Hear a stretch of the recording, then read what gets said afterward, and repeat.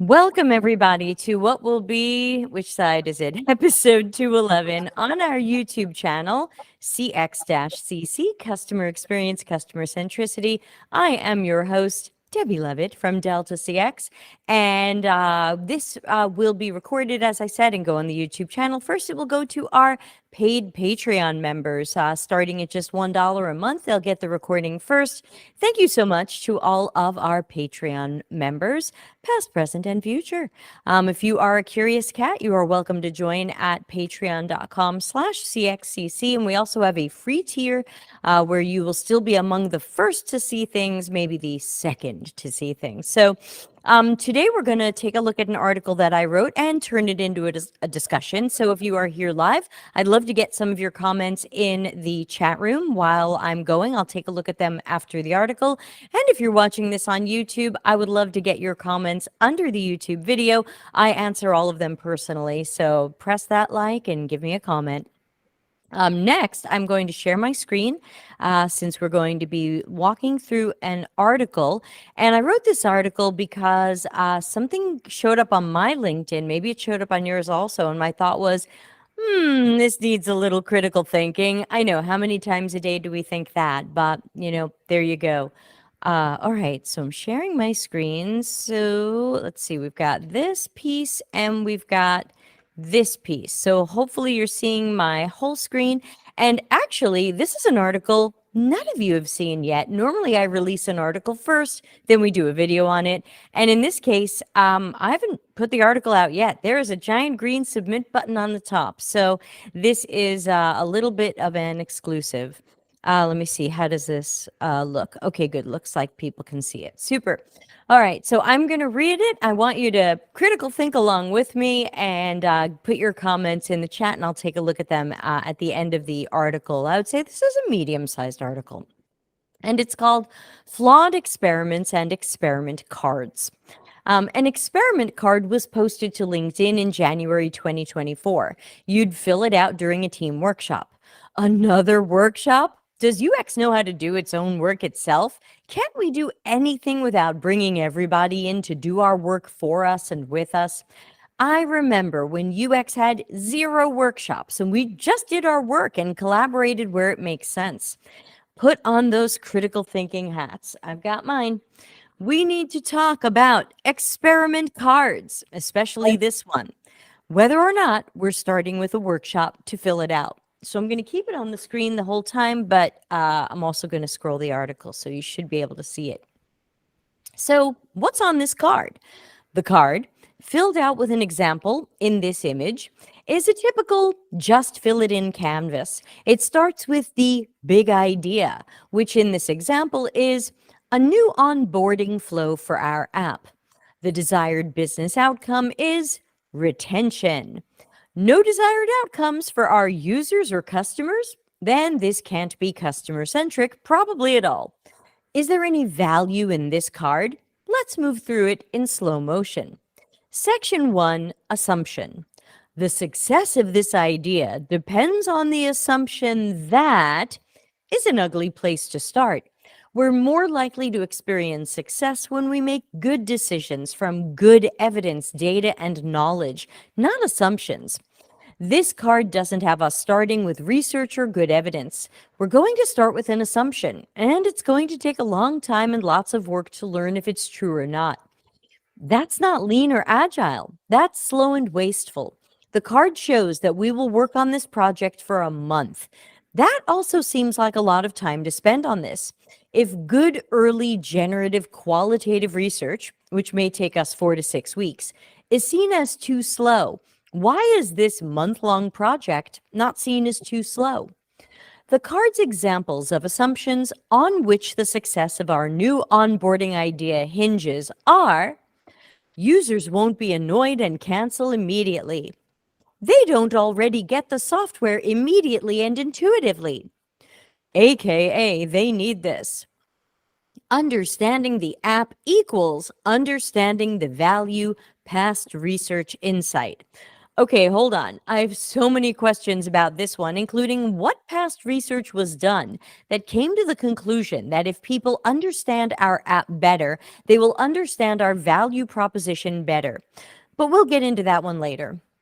People are canceling because they don't understand the app rather than some outside reason. These mostly say the same thing. We assume that we have poor retention because people don't understand our app and therefore the value of our app or company.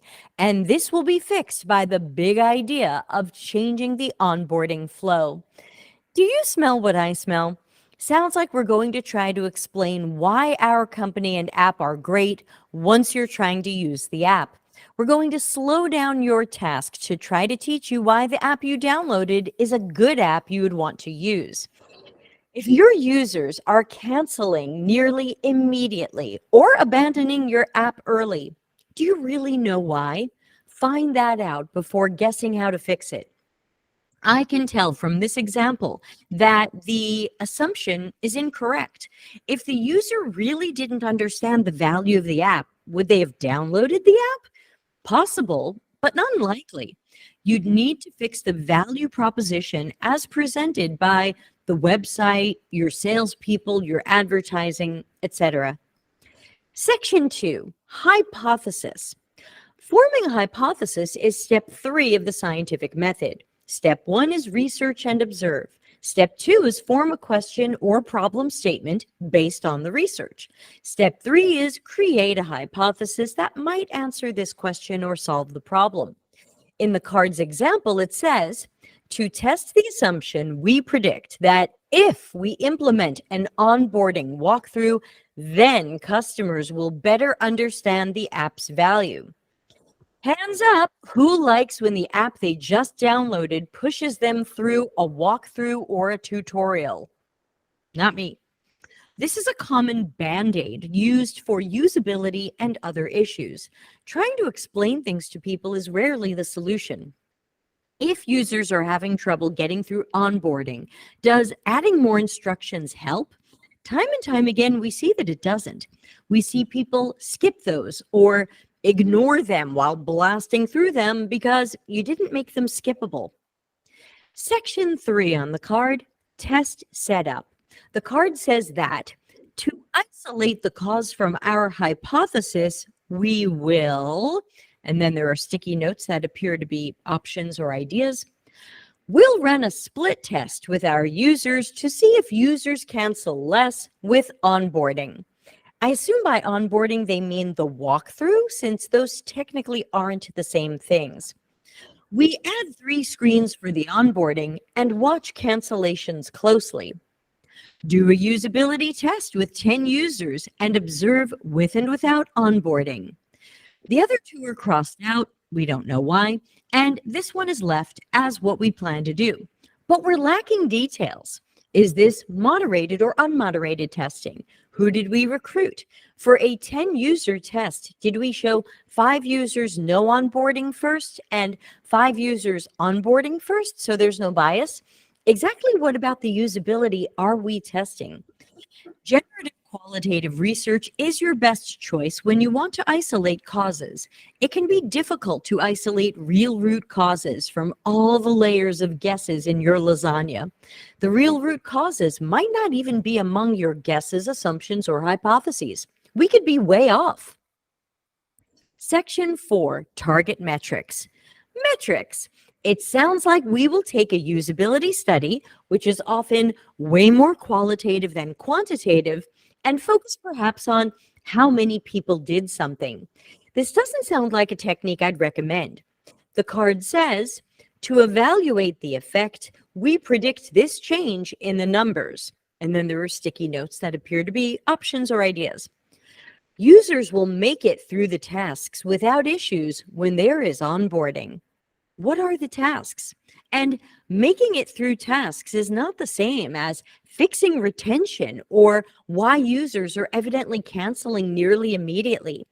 Unhappy users can make it through a task when asked to do a task in a study. This appears to prove little or nothing.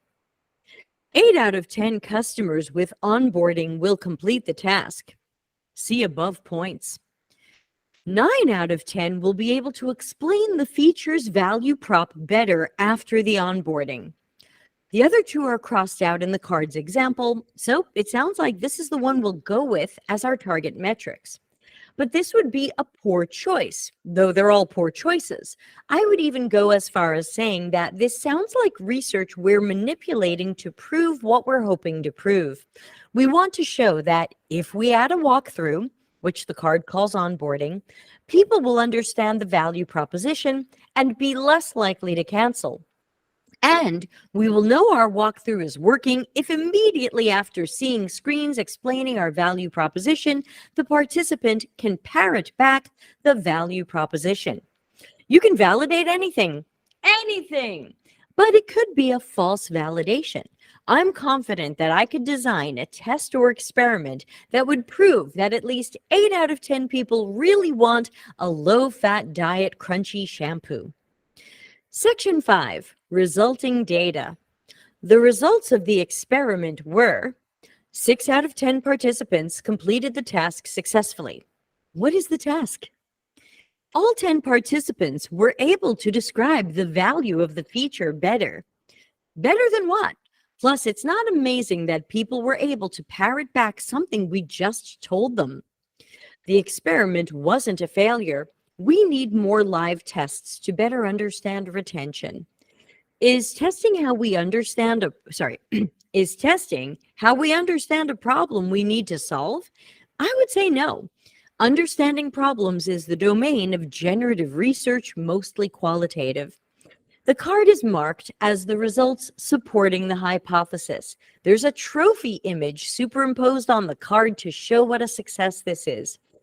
I guess we'll now delay people from doing tasks in our app so they can stop and take our mini course on our value proposition, which they evidently didn't get from however they started with us, our website, a salesperson, an ad. These explained the value prop well enough that people downloaded our app, but not well enough that they soon canceled? Huh? But congrats to us. We designed the test that would prove us right. Thank you, experiment card. The smallest amount of critical thinking would lead someone to not use the above technique or cards at all. It's the guessing lasagna. Guessed at problem, guessed at solution, and manipulated research to prove we were right. Time and money wasted on layers of guessing lasagna. We seem to have lost track of our goal, retention. We tested walkthroughs to see if users can better understand our value proposition, but we avoided learning the real root causes of why people cancel early. We didn't learn all of the hows and whys around our trouble retaining new customers. We didn't do any best practices, human-centered research that would help us understand the people, contexts, and systems behind why someone would download our app and then nearly immediately abandon our company. Therefore, any hypothesis, test, or result that doesn't address the root causes is likely the wrong choice or a small band-aid on a larger problem. The value proposition walkthrough when people open the app is a band-aid on the problem. You could see some lift or improvement. I'm not saying it's impossible, but you haven't really solved a problem you probably didn't fully understand. Would this card or approach be good for a team with no UX practitioners? People don't need more techniques or templates that inspire them to continue the cycles of guesses that they do now. They have an endless supply of bad ideas and bad frameworks from various authors we could all name. We don't need another lean UX / design thinking / just run with assumptions remix for teams with or without UX practitioners. I recommend against this experiment card and ones similar to it. It starts with an assumption, and you never do the research to dispel the assumption. The usability testing in the example is clearly manipulated to prove us right. What someone might call research in this process, I would say, is highly flawed. We can't do UX by template, and we shouldn't promote these types of techniques, especially where the example is clearly manipulated garbage. This type of approach isn't the path to great user experiences, improved customer centricity, or excellent outcomes for the task your user wanted to accomplish, which might not be what the business was hoping to make them do. Your riskiest assumption is that your assumptions are correct. Do the right research up front to replace opinions, guesses, and assumptions with evidence, data, and knowledge. And with that, I will stop sharing my screen. Hello. So we've got a small group here today, but I was hoping to turn this into a discussion. Did anybody have any thoughts, reactions? You're welcome to disagree with me. You could say, Deb, this is a great method, and here's why. So again, this is open for discussion. All opinions welcome. Again, if you're watching the YouTube video later, drop yours in the YouTube comments. I want to hear your thoughts on this experiment card. Hopefully someone's typing. It's one downside to both streaming live and the Google Meet is I don't know when someone is typing. So I don't know. Maybe give me an emoji if you are typing something. Otherwise, if people don't have any comments or questions, Shelby's raised a hand. Shelby, I don't have sound on. Give me a moment to put on my headset. And if you'd like to unmute and talk, you are certainly welcome to, or you can type. Yes, Shelby, the floor is can you hear yours. me? I Okay, do. awesome. I think I missed it, but the premise of this experiment card, what was the business that was using it, and what was the reasoning behind using it? Fantastic. You're right. That wasn't in my article. And so what happened was this was posted to LinkedIn as something put out there by a group called, I think it's one guy called the Fountain Institute. And they were trying to promote this experiment card as something you could bring into workshops to have everybody in the workshop fill it out.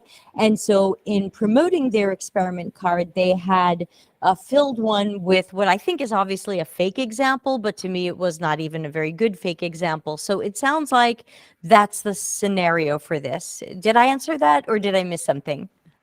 I think that answers it. Is it something that's being used commonly within businesses at this moment, or is this kind of a new thing? This appeared to be a new thing. Let me see if there's a copyright date on it. No, it just says copyright the Fountain Institute. They're pretending this project happened in 2026, so they appear to have a time machine.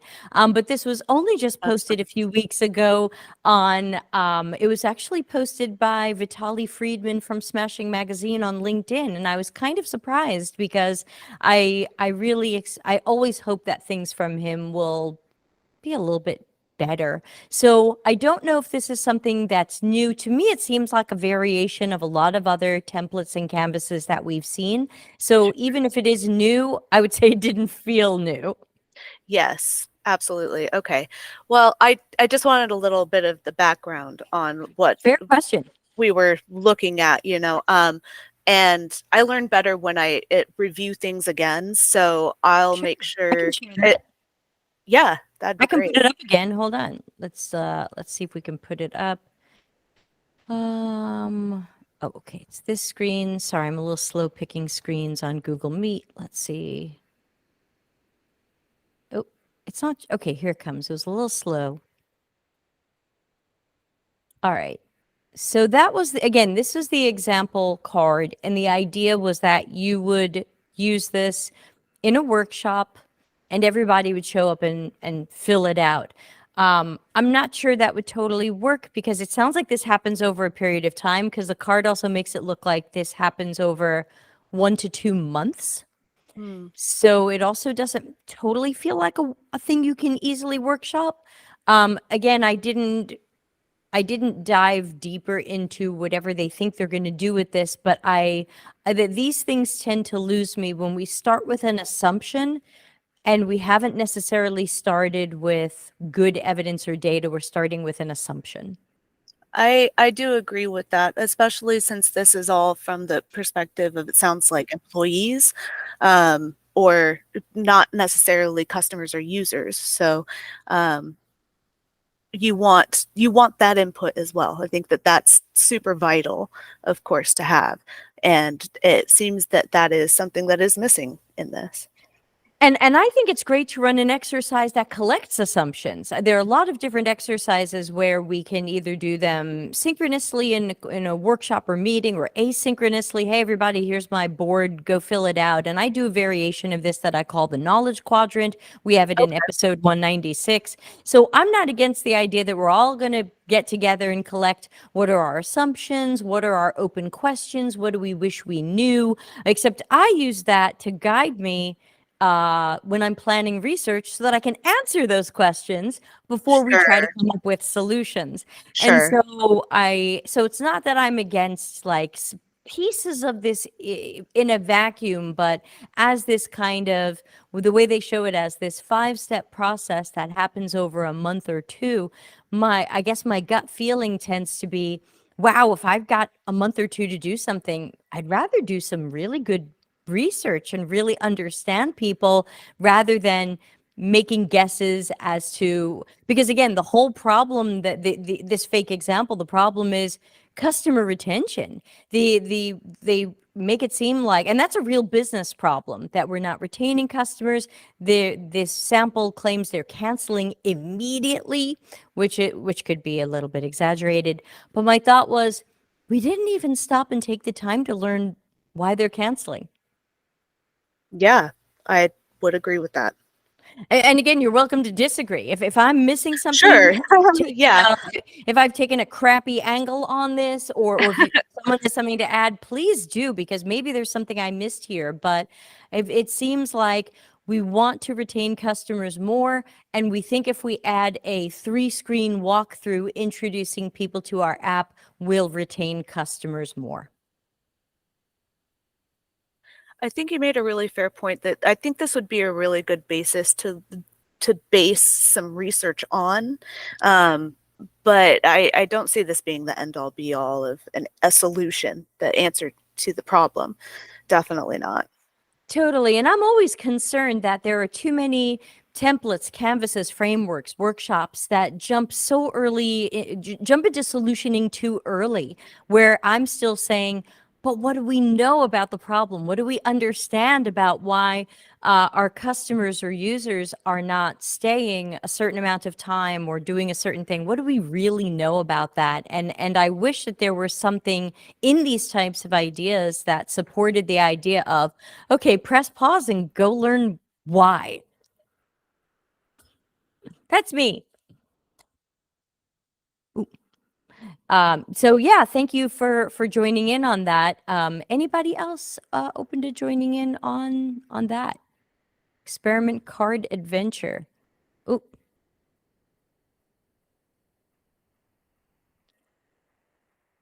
Oh, Ana Lucia says, I saw this situation unraveling on LinkedIn and saw your comments. I completely agree with you. Unfortunately, it seems there's a group of people that seem to be focused in UX by template. You have X framework or X template and just fill it in. To be honest with you, this worries me a lot. There are a lot of people trying to transition and they will simply absorb this.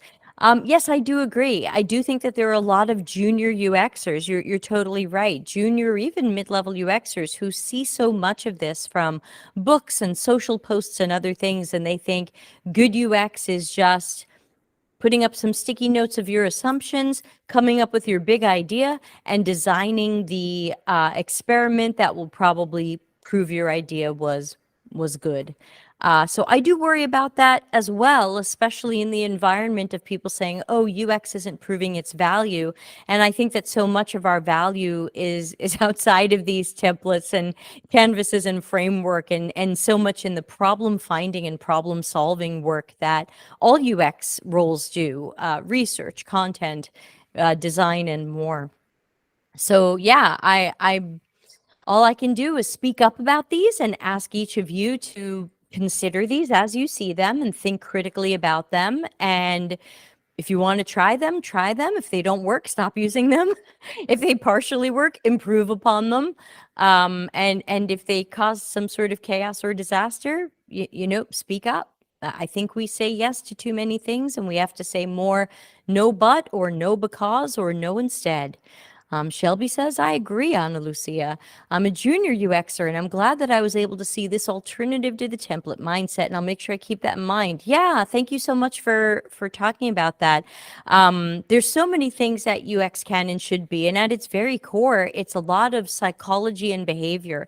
And I think when we avoid that or eliminate it or act like that takes too long to know, or hey, we can just figure out the solution in this cool workshop, I'm always nervous about that stuff. Call me old school, call me just old, but I think of us as, and probably if you're here today, you probably think of yourself as a problem finder and problem solver. That's who tends to come to my stuff. And that's who's in my community. And I'm so grateful to my community for being the awesome peeps that they are. Um, and I find that when you have some of these templates, they're almost putting us in a box where we can't be the best problem finders and problem solvers. And sure, it's never going to be perfect, and we don't always get the amount of time at companies that we'd like to get. But I'm in this bizarre universe where right now at my job, I get the time that I want, and they really want deep research, and they really want their questions answered, and they don't like to guess. They want to know. And I'm extremely lucky, and I think that's very rare, but it also gives me the opportunity to prove the impact of good research. They're letting me take 6-8 weeks to do a big study. A lot of times we're meeting with 20 to 60 people. So, these aren't fast studies, but we can prove their impact. And, eventually I'll be able to show those case studies and spread the word. Right now, still too confidential. Ana Lucia says, that template could be interesting to show to a stakeholder, but after proper research has been done, pretty much a sum up of the situation in a page, but even that could generate a few preconceived ideas around it. I think you could be onto something. What if there were a variation of that where you tried to find a way to deliver key takeaways from a research study in some sort of attractive key takeaways on sticky notes interface? Maybe there's something to the visual design of that card that could have legs or could have appeal or could be a jumping off point for us. But I still think that the technique that it seems to recommend is not a technique I would recommend. But I really appreciate your critical thinking in that you're saying maybe this technique stinks, but maybe there's something to this card and its layout that we could repurpose for a better or different purpose to kind of bring back to stakeholders and say, here's some things we wished we knew or assumed. Here's what we learned from the research, and some other pieces there. So I would love to see more brainstorming around, a handy research insights collectible card that doesn't have to be workshopped. Workshops. I think a lot of juniors are being taught like UX is done by workshops. And again, I'm old enough to remember when we did 0 workshops. Can you imagine that? 0. I know you're probably thinking, no way, Deb, that the dinosaurs were alive, right? We used to do 0 workshops. I got to do my job myself. Product managers didn't try to do my job. Engineers didn't try to do my job. Sometimes I didn't get enough time and sometimes I wasn't appreciated. Okay, that's not new. But workshops are kind of new. And I remember many years of doing my job with 0 workshops. Workshops were seen as this big, fancy, expensive things that expensive, fancy, too expensive agencies and consultancies did. They cost $1 zillion. Would you say it's better or worse? You mean to do workshops or to not do workshops? And also, what kind of workshops? I think we would want to break that down a little bit if we want to put on our critical thinking hats there. But in general, so here's the thing. I like collaboration. I like to make sure there are certain points during which I am connecting with my team or my stakeholders or whoever it might be, but I don't use workshops for that. Now, maybe it's just semantic. Sometimes I bring people together to put stickies on a board and I call it a meeting, but I don't think of it as a workshop. Maybe that's just my semantic choice. But when you see episode 196, where we do the knowledge quadrant, we can call it a workshop, we can call it a meeting. Again, to me, it depends on what kind of feeds, as Joe Rody said, the kind of psychological needs of your company. If your company loves workshops, then you go, cool, I have a workshop we can do. Don't tell Debbie. But if your company isn't into workshops, like the one I'm working at now, they're not into it. It's better to just say, hey, I'm going to hold a meeting and we're going to put, take a look at this board and put some sticky notes on it. Or in my case, I do it asynchronously. I say, here's the board. Here's what I need from all of you. I need your assumptions and guesses. And thanks to Ana Lucia for her super help in the version 2 of that board, by the way. Um, uh, give me all the stuff you wish you knew. And that way our next research study can answer these questions. You've got a day, 2 days, a week, whatever it is, to get back to me and fill stuff out on this board so that we can bake it into our plan. But I think in general, workshops, the way they're normally utilized, I see as a downgrade. Because remember, I come from a time when I was hired for my skills and ability, and no one wanted to workshop my job. And I think if workshops are so great, where's all the ones for marketing? Where's all the ones for engineering? Where's all the ones for product management, data and analytics? They don't exist. For some reason, people only want to workshop our work because they think it's cool and fun and easy. And I want to be creative too. We'll play Twister. And my thought is, that's just not that's not how I learned this. That's not how I've been doing this. And I've been doing this in one form or another since the mid 90s. Workshops are new. They really are. I think I started seeing them maybe 2017, other than the big fancy agencies. Like I was part of a couple of workshops in 2008, where a very expensive Chicago branding agency brought me in as a subject matter expert for a $100,000 workshop they were doing for a startup who wanted to whatever. That was then. So I think I started seeing these more. I did see a design sprint in 2014, and I was the opposite of impressed. I was concerned, especially because it wasn't a UX person running it. And I thought, that's really weird. This is a design sprint. This has to do with design. And a UX person isn't facilitating this?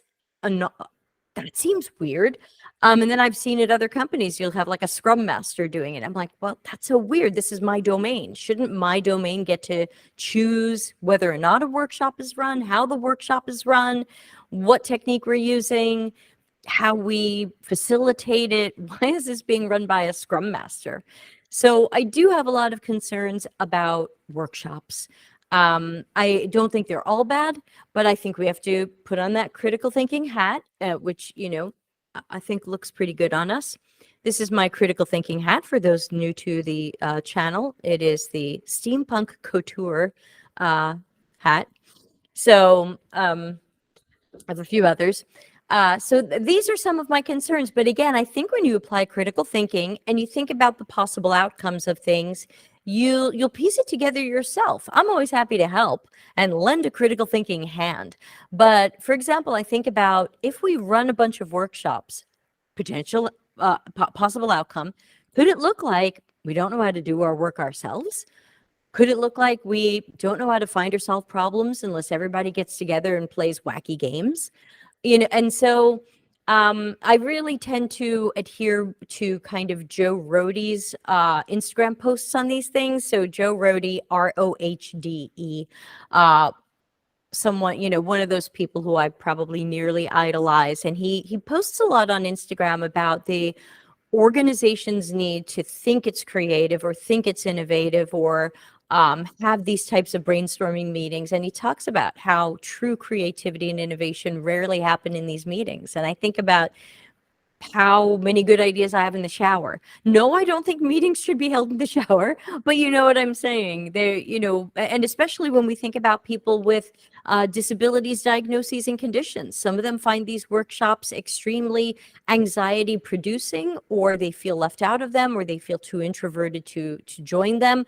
They don't feel like good DEI and accessibility adventures.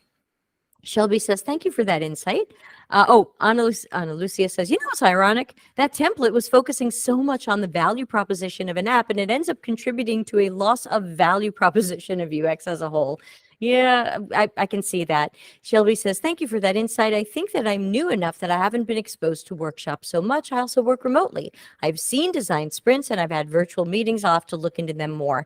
Yeah, design sprints became very popular over 10 years ago, and they've maintained their popularity because they had the word Google attached to them. So everybody thought, oh, if Google is doing this, we should do it too. But, that, of course, would lack critical thinking. And so to me, I have multiple videos, I think, on why I don't like design sprints. They're on the other YouTube channel, the Delta CX YouTube channel. You can just go to YouTube and write Delta CX design sprints. A bunch of stuff will come up.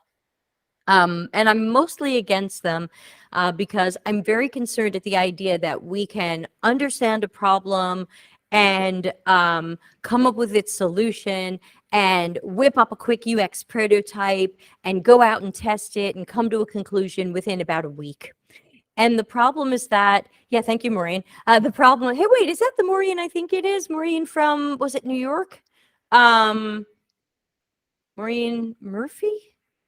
Because I just see Maureen M. I'm just wondering if you're that Maureen. Yes, no, maybe. Okay, I don't know. Sorry, you could be some other Maureen. Can't remember everybody's names. Sorry, other Maureen. Raised a hand. Yes, what did you want to say? Unmute? Maureen M, unmute or type in the chat.